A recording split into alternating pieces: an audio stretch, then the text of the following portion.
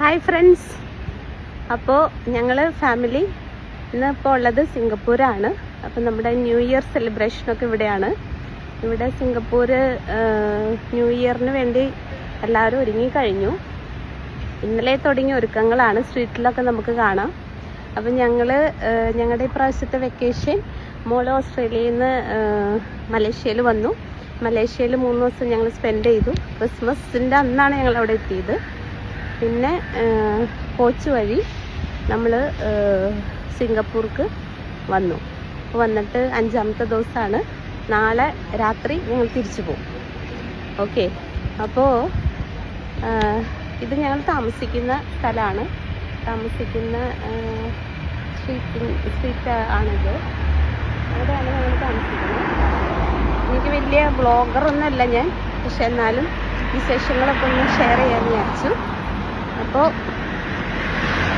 എല്ലാവരോടും ഒരു കാര്യം പറയാനുള്ളത്, എൻ്റെ ഏജിലുള്ള ആളുകളോട്, എൻ്റെ ഏജ് എന്ന് പറയുമ്പോൾ 48 വയസ്സ്. അപ്പോൾ പറയാനുള്ളത്, നമ്മുടെ കയ്യിൽ അത്യാവശ്യം പൈസയൊക്കെ ഉണ്ടെങ്കിൽ ടൂറുകളും അങ്ങനെ പോകാൻ ആഗ്രഹിക്കുന്നുണ്ടെങ്കിൽ, ആഗ്രഹമില്ലെങ്കിൽ പിന്നെ പറഞ്ഞിട്ട് കാര്യമില്ല, അതൊന്നും വച്ച് വൈകിപ്പിക്കാണ്ടിരിക്കുക. ഓക്കെ, ഒത്തിരി നല്ല സ്ഥലങ്ങളാണ് ഈ പറഞ്ഞ. കഴിഞ്ഞ ഡിസംബറിൽ ഞങ്ങൾ ദുബായി പോയിരുന്നു. ഞങ്ങളങ്ങനെ വലിയ ഇൻ്റർനാഷണൽ ട്രിപ്പുകളൊക്കെ ചെയ്യുന്ന ആൾക്കാരല്ല, എന്നാലും നമ്മുടെ മനസ്സിലുള്ള ആഗ്രഹങ്ങളും സ്വപ്നങ്ങളും ഒക്കെ ഈ ഒരു ലൈഫിലല്ലേ നമുക്ക് സാധിക്കാൻ പറ്റുള്ളൂ. അപ്പോൾ അതിനുള്ള ഒരു ശ്രമം നടത്തി എന്ന് മാത്രം. അപ്പോൾ അടിപൊളിയാണ് സ്ഥലങ്ങളൊക്കെ.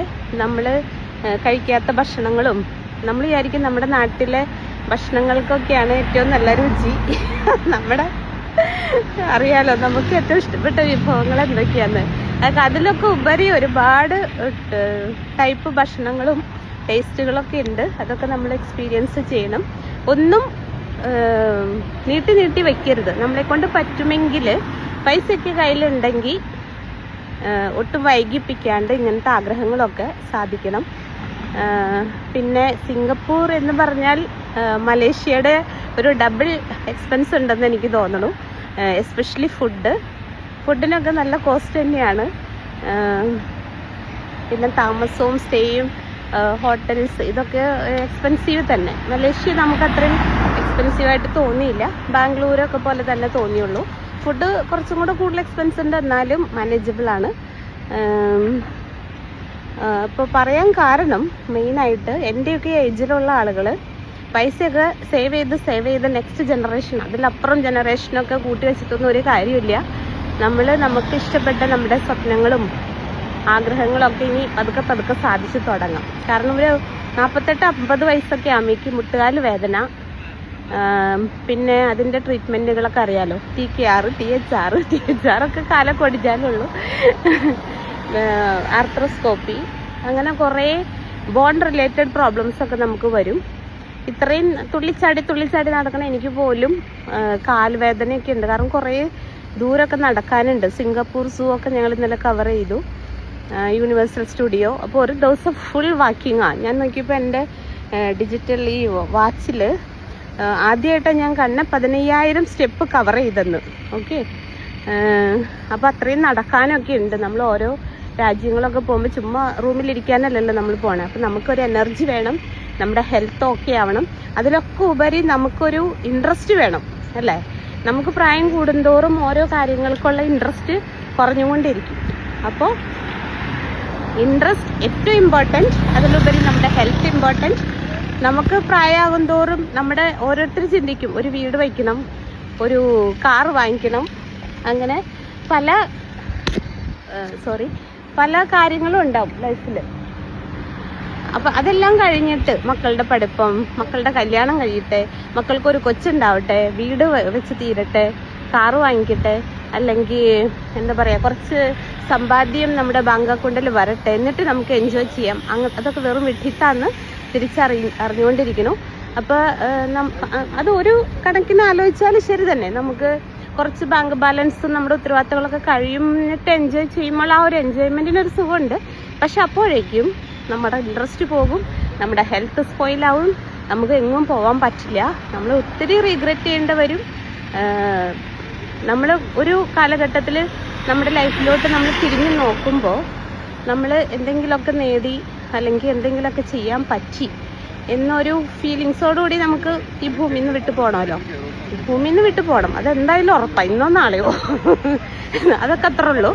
അപ്പോൾ ഒരു സമയത്ത് നമ്മൾ തിരിഞ്ഞു നോക്കുമ്പോൾ നമുക്കൊരു സാറ്റിസ്ഫാക്ഷൻ നമ്മുടെ ലൈഫിൽ വേണം. അപ്പോൾ അതുകൊണ്ട് ഇങ്ങനെ യാത്രകളൊക്കെ ചെയ്യാൻ ആഗ്രഹിക്കുന്നവർ ഒട്ടും വൈകിപ്പിക്കരുത്.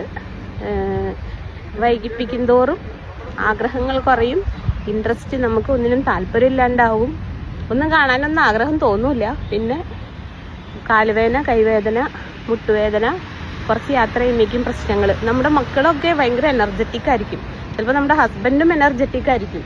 അപ്പോൾ അവർക്കൊക്കെ നമ്മളൊരു ബാധ്യതയാവും. അയ്യോ അവിടെ വേദന, ഇവിടെ വേദന, ബാഗ് പിടി, നടക്കാൻ വയ്യ, പതുക്കെ പോ. ഇതൊക്കെ ഞാൻ കുറേയൊക്കെ ഞാൻ ഒന്നിനും ഗിവപ്പ് ചെയ്യുന്ന ആളല്ല. പക്ഷെ എങ്കിൽ കൂടി വൈകുന്നേരം റൂമിലേക്കൊക്കെ എത്തുന്നതിന് മുമ്പൊക്കെ ഭയങ്കര കാലുവേദന. അപ്പോഴാണ് നമ്മളിങ്ങനെ ഒരു റിയലൈസേഷൻ നമുക്ക് വരിക. അത് എല്ലാവരുമായിട്ടൊന്ന് ഷെയർ ചെയ്യാമെന്ന് വിചാരിച്ചു. പിന്നെ ഞങ്ങളുടെ മലേഷ്യൻ ട്രിപ്പിൻ്റെയും സിംഗപ്പൂർ ട്രിപ്പിൻ്റെയൊക്കെ വീഡിയോസും ഫോട്ടോസൊക്കെ ഓരോന്ന് ഞങ്ങൾ ഷെയർ ചെയ്യുന്നതായിരിക്കും. ഇപ്പം ഞങ്ങൾ മോള് ഓൾറെഡി ഷോപ്പിങ്ങിന് പോയി. അവൾക്ക് കുറച്ച് ഷോപ്പിംഗ് ചെയ്യണമെന്നൊക്കെ പറഞ്ഞിട്ട്, അവർക്കൊക്കെ ഇവിടെ ഒരുപാട് നാളത്തെ പരിചയം പോലെയാണ്, നമ്മൾക്കാണ് ഒന്നും ഒരു പിടുത്തമില്ലാത്ത. അപ്പോൾ അവൾ ഒറ്റയ്ക്ക് പോയി. ഇനിയിപ്പോൾ അവളുള്ളിടത്തേക്ക് ഞങ്ങൾ പോണു. ഞങ്ങൾ 3 പേരും ഇന്ന് കുറച്ച് വൈകിയാണ് എഴുന്നേറ്റത്. കാരണം ഇന്ന് ന്യൂ ഇയറിൻ്റെ ഇതെല്ലാം മിഡ് നൈറ്റ് ആയിരിക്കും. കുറേ ഇതൊക്കെ ബുക്ക് ചെയ്തിട്ടുണ്ട്. അപ്പോൾ അവിടെയൊക്കെ പോകണം. അപ്പോൾ വീഡിയോസ് ഫോട്ടോസൊക്കെ എല്ലാവരുമായിട്ട് ഷെയർ ചെയ്യാം. നമ്മളെപ്പോലെയുള്ള സാധാരണക്കാർക്ക് ഇതൊക്കെ വലിയൊരു അനുഭവമാണ്. അപ്പോൾ അത് നിങ്ങളായിട്ട് ഷെയർ ചെയ്യാമെന്ന് വിചാരിച്ചു. ദൈവം ഇങ്ങനെയൊക്കെ വരാനും ഓരോന്നും ചെയ്യാനൊക്കെ ഉള്ള ഇത് നമുക്ക് തന്നതിന് ദൈവത്തിനോടാണ് ആദ്യം നന്ദി പറയേണ്ടത്.